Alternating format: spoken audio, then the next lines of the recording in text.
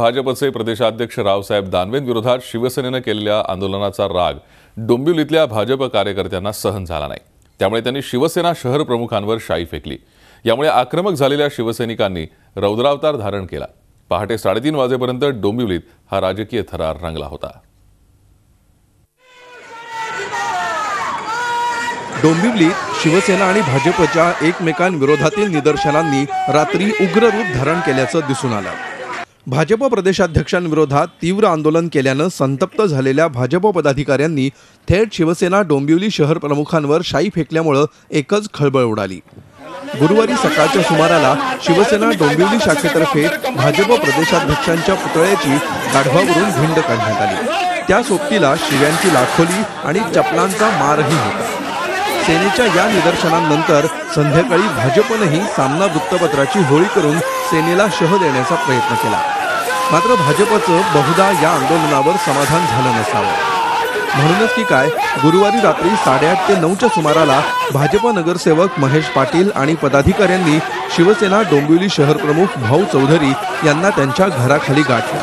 त्यांच्या अंगावर शाई ओतून चेहऱ्याला काळं फासून आपला रोष व्यक्त केला। पर्सनल असा राग काहीच नाही। सर्व पक्षाचं जे कार्यकर्ते संतप्त झाले होते, परंतु भाऊसाहेब आम्हाला सापडत नव्हते। आम्ही तेव्हापासूनच त्यांना शोधत होतो, परंतु ते कुठेतरी बाहेर गेलेले असल्यामुळे जेव्हा ते आम्हाला दिसले तेव्हा आम्ही त्याच्या तोंडाला काळ फासला। जीवे मारण्याचं असतं तर आम्ही त्यांना मारहाण केली असते। आम्ही तसा काही प्रकार केलेलाच नाही। जसं त्यांनी निषेध व्यक्त केला तसं त्याच पद्धतीने आम्ही पण निषेध व्यक्त केला। भाजपकडून अचानक आलेल्या या प्रतिक्रियेमुळे सेनेमध्ये एकच खळबळ उडाली। ही घटना पसरताच शिवसैनिक संतप्त झाले। हजारो शिवसैनिक डोंबिवलीच्या मध्यवर्ती कार्यालयासमोर जमू लागल्यामुळे तणाव निर्माण झाला।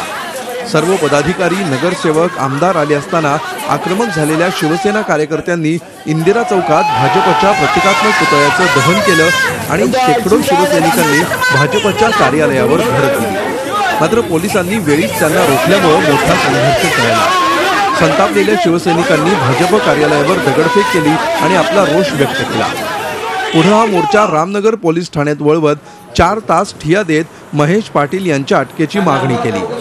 या दरम्यान खासदार श्रीकांत शिंदे आणि मध्यरात्री 2च्या सुमाराला पालकमंत्री एकनाथ शिंदे पोलीस ठाण्यात आले आणि त्यांनी पोलिसांना चांगलंच धारेवर धरत शाईफेक करणाऱ्यावर कठोर कारवाई करण्याची मागणी केली। परंतु लोकशाही मार्ग सोडून ठोकशाही मार्गाने या ठिकाणी शहर प्रमुखावर प्राणघातक हल्ला करण्याचं काम या ठिकाणी केलेलं आहे। त्याचा मी सर्वप्रथम निषेध करतो।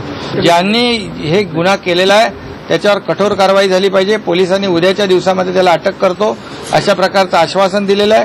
अन्यथा परवापासून या ठिकाणी लोकशाही मार्गाने ज्या ज्या काही माध्यमातून आंदोलन करायचं ते आमचे लोक आंदोलन करतील। चौधरी यांच्या तक्रारीवरून रामनगर डोंबिवली पोलीस स्टेशन या ठिकाणी भारतीय दंडविधान कलम 343, 347, 341, 504, 506 IPC तसेच 37(1)(3) BP ऍक्ट, 135 BP ऍक्ट आणि आर्म्स ऍक्ट 325 प्रमाणे गुन्हा दाखल करण्यात आला।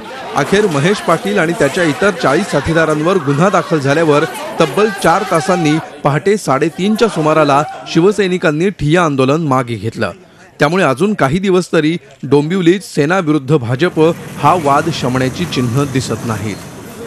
विशाल वैद्य, झी मीडिया, डोंबिवली। झी 24 तास रहा एक पाऊल पुढे।